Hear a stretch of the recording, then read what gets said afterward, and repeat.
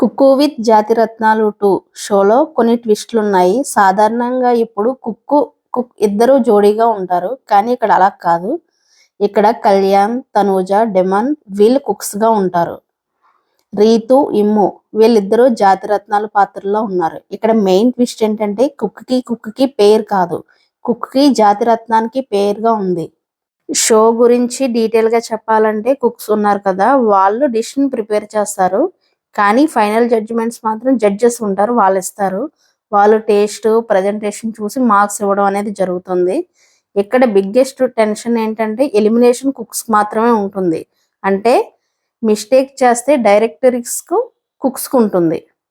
జాతిరత్నాలకు మాత్రం ఎలాంటి ఎలిమినేషన్ అనేది ఉండదు. నార్మల్ కుకింగ్ షో కంటే ఇది కొంచెం డిఫరెంట్ ఫీల్‌ని ఇస్తుంది. ఎంటర్‌టైన్‌మెంట్ ప్లస్ టెన్షన్ 2 మిక్స్ అయ్యి ఉంటాయి ఈ షోలో. ఈ షోకి యాంకర్‌గా ప్రదీప్ ఉన్నారు.